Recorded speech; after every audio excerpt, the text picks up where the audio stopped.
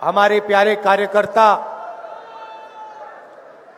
भाइयों और बहनों, प्रेस के हमारे मित्रों, आप सबका यहां बहुत बहुत स्वागत, नमस्कार।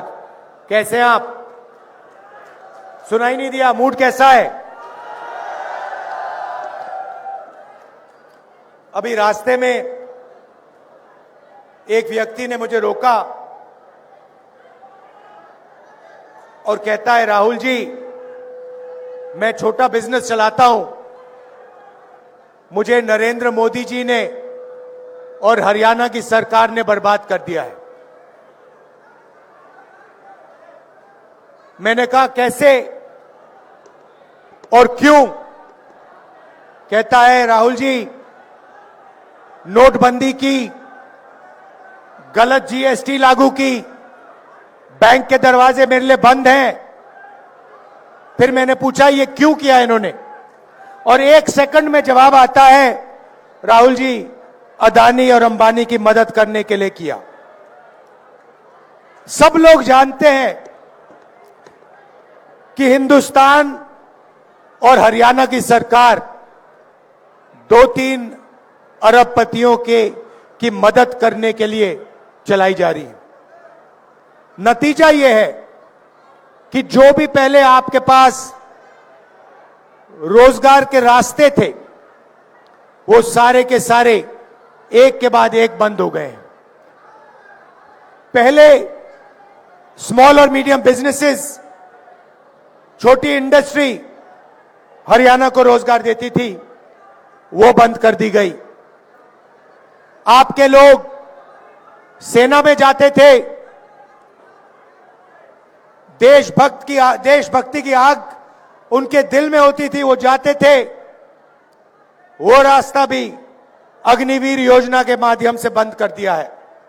भाइयों और बहनों, आप जानते हो अग्निवीर क्या है? आप जानते हो अग्निवीर क्या है? क्या है अग्निवीर? क्या है बताओ?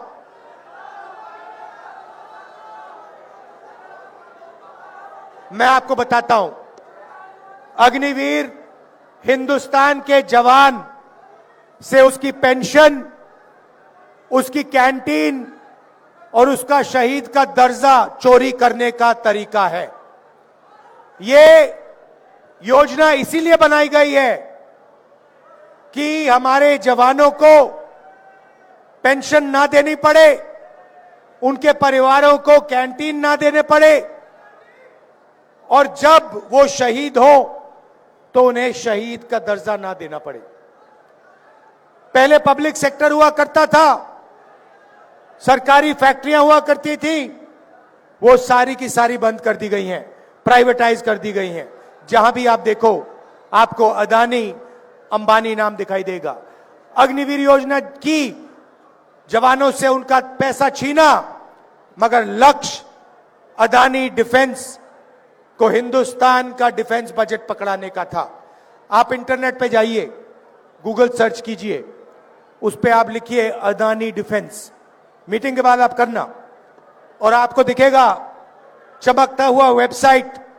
उसमें अलग अलग हथियार दिखेंगे, राइफल, पिस्टल, कारतूस, तोप, ड्रोन्स, उस वेबसाइट पे सारे के सारे दिखेंगे। मगर सच्चाई यह है कि अदानी उनमें से एक भी चीज नहीं बनाता है। वो सारे के सारे हथियार विदेशी कंपनियां बनाती हैं। ड्रोन इजराइल की कंपनी बनाती है, हथियार इजराइल की कंपनी बनाती है। नरेंद्र मोदी जी सिर्फ अदानी को डिफेंस का कॉन्ट्रैक्ट देना चाहता है, इसीलिए विदेशी कंपनियों के हथियारों के ऊपर अदानी का लेबल लगता है।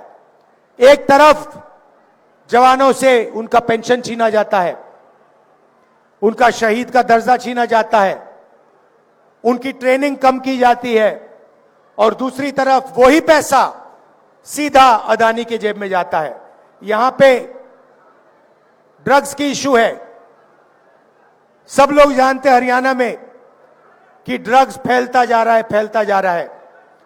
मोदी जी से मैं पूछता हूं, जब आपके मित्र अदानी जी के मुद्रा पोर्ट में हजारों किलो हेरोइन पकड़ा गया, तो आपने इसके बारे में क्या कार्रवाई की? कितने लोग जेल भेजे? किसको आपने जेल भेजा? यहां आप अपने भाषण में बताइए, हरियाणा की जनता को बताइए। जब मुद्रा पोर्ट में, अदानी के पोर्ट में हजारों किलो ड्रग्स मिलता है, तो नरेंद्र मोदी जी, गुजरात की सरकार कोई कार्रवाई नहीं करते। अमेरिका गया, अमेरिका में हरियाणा के युवाओं ने मुझे फोन किया, कहते हैं राहुल जी, हरियाणा में हमारा कुछ नहीं बचा, इसलिए हम अमेरिका भाग के आए हैं। आप आइए, हमसे मिलिए। डैलस में जाके मैं मिला, छोटे से घर में, एक कमरे में 15-20 लोग रहते हैं, हरियाणा के युवा रहते हैं। मैंने उनसे पूछा, भाइयों आप यहां क्यों आए? वही जवाब जो आज मुझे यात्रा में मिला, राहुल जी हरियाणा में हमारे लिए कुछ नहीं बचा। एक तरफ महंगाई है, दूसरी तरफ बेरोजगारी। मैंने पूछा, भाइयों अमेरिका जाने के लिए कितने पैसे लगे? कहते हैं 35 लाख से 50 लाख रुपए लगते हैं। कैसे गए? राहुल जी, हरियाणा से मुंबई, मुंबई से इस्तांबुल, इस्तांबुल से कजाकिस्तान, कजाकिस्तान से साउथ अमेरिका, साउथ अमेरिका से सूरीनाम, सूरीनाम से पनामा, फिर पनामा के जंगलों में से निकलकर हम अमेरिका पहुंचे। रास्ते में हमने अपने मित्रों को मरते हुए देखा है। नाव डूब जाती है, हमारे भाई मर जाते हैं, माफिया के लोग पकड़ते हैं हमें। पनामा के जंगल से निकलते हैं, घने जंगल हैं, वहां पे माफिया के लोग हमें गोली मार देते हैं। मैंने कहा भाई ये सब करके आप क्यों जा रहे हो? कहते हैं हरियाणा में कुछ नहीं बचा। फिर मुझे कहते हैं राहुल जी आप हमारे लिए एक काम कीजिए। क्या करूं? जब आप वापस जाएंगे आप हमें हमारे परिवारों से मिलिए। कहते हैं राहुल जी हम 10 साल के लिए अपने परिवारों से नहीं मिल सकते हैं। अगर हमारे घर में कोई किसी की मृत्यु होती है, हम अंतिम संस्कार नहीं कर सकते, हम वापस नहीं आ सकते। आप जाके हमारे परिवार से मिलिए और उन्हें हौसला दीजिए कि हम ठीक है। तो मैं आया, करनाल आया, 5 बजे सुबह उन्हीं युवाओं के परिवारों से मिला। 15-20, 35 लोग। अजीब सी बात थी, करनाल में बच्चे, माताएं, और अमेरिका में बच्चों के पिता चीखता हुआ बातचीत चल रही है। मैं परिवारों से बात कर रहा हूं, वहां पे जूम कॉल लगी हुई है, वीडियो कॉल चल रही है। एक तरफ अमेरिका से बात हो रही है, एक तरफ यहां बात चल रही है। ये 21वीं सदी का हरियाणा बना रखा है। एक बच्चा चीखकर, चिल्लाता हुआ कंप्यूटर की ओर दौड़ता है, ऐसे कंप्यूटर को पकड़ के कहता है पापा पापा पापा वापस आओ, पापा वापस आओ। पापा जो रोना चाहता है वो मुस्कुराता है और कहता है बेटा घबराओ मत, मैं कुछ ही दिनों में वापस आऊंगा। मगर ये सच नहीं है। वो पिता अपने बेटे को 10 साल के लिए नहीं देख पाएगा। सच्चाई ये है, बेटे का नाम देव है। देव जैसे हरियाणा में लाखों बच्चे हैं जो अपने पिता को नहीं देख पाएंगे, 10 साल के लिए नहीं देख पाएंगे। और वहां वो जो लोग हैं वो यहां वापस नहीं आ पाएंगे। माता की डेथ होगी, पिता की डेथ होगी, अंतिम संस्कार करने नहीं आ पाएंगे। यह है हरियाणा की सरकार की देन, क्योंकि यह है मोदी जी की देन कि हरियाणा में जो पहले रोजगार मिलता था वो सारा का सारा बंद कर दिया है। आपके जेब में से पैसा निकलता है, 24 घंटे आपके जेब में से पैसा निकलता है। पहले मोदी जी कहते थे गैस सिलेंडर का दाम 400 रुपए हो गया है, आज क्या है रेट गैस सिलेंडर का? 1200। मोदी जी भाषण में कहते हैं कि मेरी सरकार में 1200 रुपए का रेट हो गया है, नहीं कहते। हमारी सरकार आएगी, लिख के ले लो, 1200 रुपए वाला सिलेंडर 500 रुपए का आपको मिलेगा। मतलब 700 रुपए जो आज आप गैस सिलेंडर में एक्स्ट्रा दे रहे हो, वो 700 रुपए हम आपके जेब में, आपके बैंक अकाउंट में वापस डालेंगे। 2000 रुपए हर महीना, पहली तारीख को हर महीना हरियाणा के महिलाओं के बैंक अकाउंट में मिलेगा। तो महिलाओं के लिए वहीं 2700 रुपए हमने हर महीना महिला के लिए वहीं बचा दिए। उसके बाद हरियाणा में आज किसान धान बेचने की कोशिश कर रहे हैं, सरकार खरीद नहीं रही है। और हरियाणा के सारे किसान जानते हैं कि हरियाणा में उन्हें धान के लिए, गेहूं के लिए, शुगर केन के लिए सही दाम नहीं मिलता है। जैसे ही हमारी सरकार आएगी, सबसे पहला काम, ये जो आपका धान सरकार नहीं खरीद रही है, इसको खरीदने का काम हम पहले दिन से शुरू कर देंगे और गारंटी करके हरियाणा के किसानों को हम मिनिमम सपोर्ट प्राइस देने जा रहे हैं।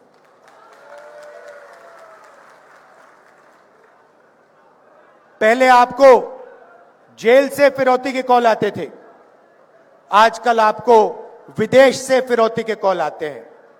आते नहीं आते? आते हैं। क्यों आते हैं? क्योंकि नरेंद्र मोदी जी ने, हरियाणा की सरकार ने बेरोजगारी का जाल फैला रखा है। इसीलिए हमने पता लगाया 2 लाख सरकारी रोजगार खाली पड़े हैं। हमारी सरकार आएगी तो 2 लाख सरकारी रोजगार आपके हवाले हम कर देंगे, हरियाणा के युवाओं को हम दे देंगे। और ये जो रोजगार हैं, 2 लाख रोजगार जो हैं, ये 36 बरादरी के लोगों को जाएंगे। ये किसी एक कम्युनिटी को नहीं जाएंगे, किसी एक वर्ग को नहीं जाएंगे। हरियाणा के 36 बरादरी के युवाओं को ये 2 लाख रोजगार न्याय के साथ, समानता के साथ बांटे जाएंगे। गरीबों के लिए 100 गज के प्लॉट और 3.5 लाख रुपए 2 बेडरूम के घर के लिए और 300 यूनिट फ्री बिजली और राजस्थान जैसा 25 लाख का बीमा, हेल्थ केयर का बीमा योजना आपको मिलेगा। देखिए, ये संविधान है, इसको अच्छी तरह देखिए। जो भी हिंदुस्तान के गरीब लोगों को मिला है, दलितों को, किसानों को, पिछड़ों को, जो भी मिला है आज तक, वो इसके कारण मिला है। अगर राजनेता, हमारे जैसे लोग आपके लिए काम कर सकते हैं, तो उसका कारण यह है। और बीजेपी 24 घंटा इस पर आक्रमण करती है, आपको बताते नहीं है। मगर जब आरएसएस के लोग हिंदुस्तान की संस्थाओं में अपने लोग डालते हैं, अपने लोग भरते हैं और पिछड़ों को, दलितों को, आदिवासियों को, गरीबों को जगह नहीं देते हैं, तो वो संविधान पर आक्रमण कर रहे हैं। जब नरेंद्र मोदी जी अदानी की मदद करते हैं, अंबानी जैसे लोगों की मदद करते हैं और हिंदुस्तान का जो रोजगार का सिस्टम है उसको नष्ट करते हैं, तो वो संविधान पर आक्रमण कर रहे हैं। लड़ाई इसी बात की है अगर आपको बीजेपी और कांग्रेस में फर्क समझना है, मैं आपको एक लाइन में समझा दूंगा। वो इसको खत्म करते हैं, हम इसकी रक्षा करते हैं।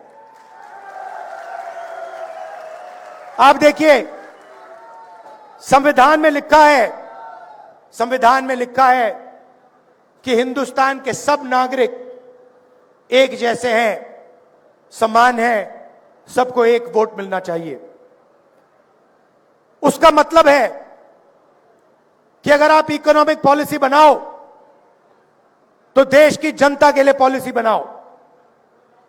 जब नरेंद्र मोदी 16 लाख करोड़ रुपए अरबपतियों, 25 अरबपतियों के माफ करते हैं और किसानों का कर्जा माफ नहीं करते हैं, स्टूडेंट्स का कर्जा माफ नहीं करते हैं, माताओं बहनों का कर्जा माफ नहीं करते हैं, तो वो इस संविधान पर आक्रमण कर रहे हैं।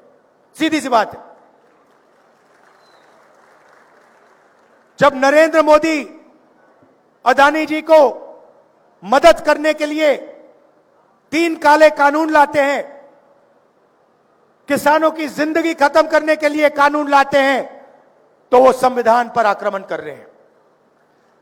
जब नरेंद्र मोदी जी का चेहरा आपको 24 घंटा टीवी पे दिखता है, अदानी अंबानी की मीडिया जब 24 घंटा उनका चेहरा आपको दिखाते हैं, तो आपको पता लग जाना चाहिए कि इस संविधान पर आक्रमण हो रहा है। आपने कभी मीडिया में किसान का चेहरा देखा है, मजदूर का चेहरा देखा है, गरीब कारीगर का चेहरा देखा है? ना। क्यों नहीं? क्या इस देश में सिर्फ अरबपति और नरेंद्र मोदी हैं? मीडिया में आपने किसी गरीब व्यक्ति की शादी होते हुए देखी है? देखी कभी? अंबानी की शादी देखी आपने? आपको मालूम है कि अंबानी जी ने अपनी शादी में हजारों करोड़ रुपए खर्च किए। यह किसका पैसा है? यह किसका पैसा है? आपका पैसा है। आपको शादी करवाने के लिए बैंक अकाउंट में पैसा नहीं है, बैंक लोन लेकर आप अपने बच्चों की शादी कराते हो। और नरेंद्र मोदी जी ने पूरा का पूरा ढांचा ऐसा बना रखा है कि 25 लोग हिंदुस्तान में हजारों करोड़ रुपए की शादी कर सकते हैं, मगर किसान कर्जे में डूबकर ही शादी कर सकता है। अगर यह संविधान पर आक्रमण नहीं है, तो फिर क्या है संविधान पर आक्रमण? तो यह हम बदलना चाहते हैं। मैंने तो अपना मन बना लिया है, हरियाणा की सरकार भी यह करेगी। देखिए, कल भाषण में हुड्डा जी ने भाषण दिया, प्रियंका ने भाषण दिया, उदयभान जी ने भाषण दिया, कहा कि देखिए सब लोगों का सम्मान होना चाहिए, रिस्पेक्ट होनी चाहिए। सही बात है, होनी चाहिए, मगर मैं उसमें एक और चीज जोड़ना चाहता हूं।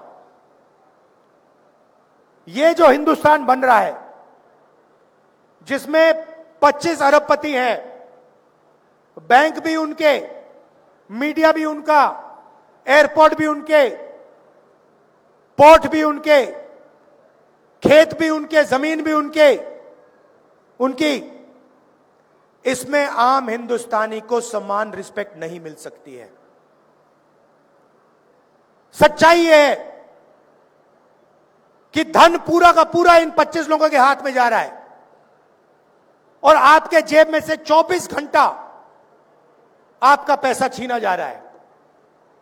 पेट्रोल के दाम बढ़ते हैं, डीजल के दाम बढ़ते हैं, प्याज के दाम बढ़ते हैं। जितनी जीएसटी मुकेश अंबानी देते हैं, उतनी ही जीएसटी हिंदुस्तान का सबसे गरीब किसान देता है। अगर वो 1500 रुपए की शर्ट खरीदे और अगर हिंदुस्तान का गरीब से गरीब व्यक्ति वही शर्ट खरीदे,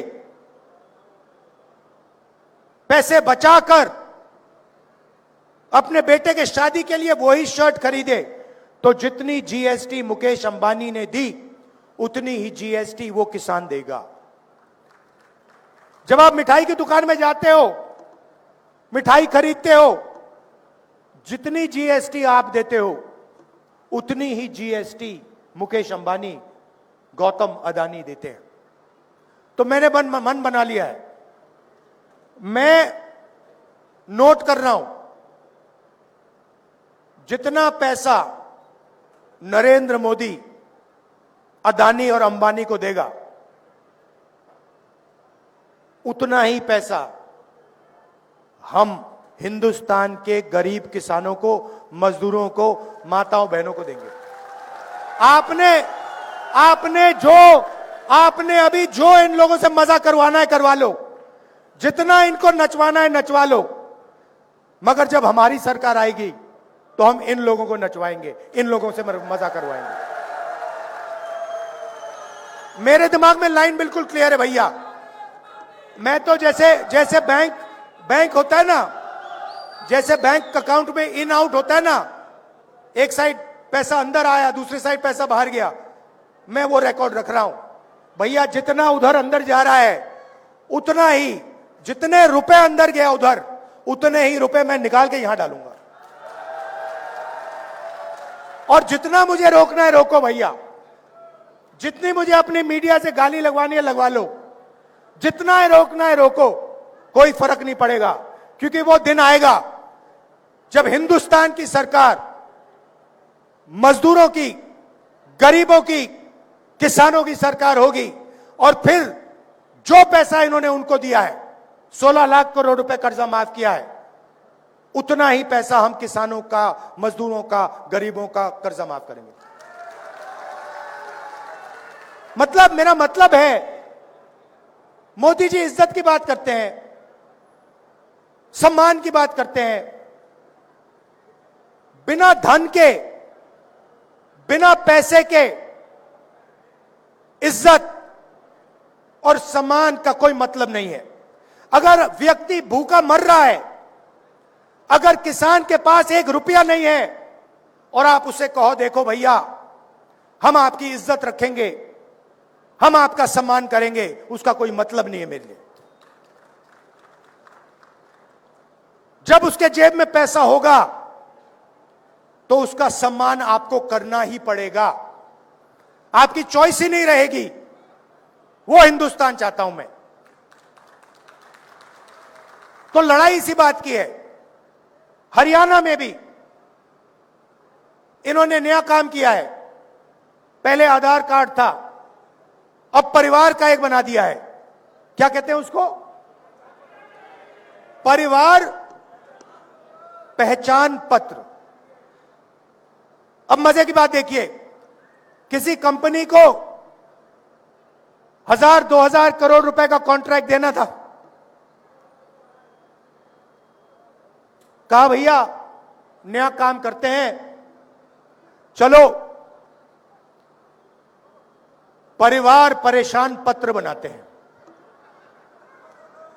चलो हरियाणा के परिवारों को परेशान करते हैं। कभी आपकी उसमें आमदनी बढ़ जाएगी, कभी कम हो जाएगी, कभी आपको सरकारी प्रोग्राम से परे कर दिया जाएगा, रोजगार नहीं दिया जाएगा और कहेंगे भैया देखो आपके परिवार परेशान पत्र में आपकी आमदनी ये है। सच्चाई कुछ और है। कॉन्ट्रैक्ट देने के लिए पूरा का पूरा तमाशा कर दिया है, सबको तंग कर दिया है।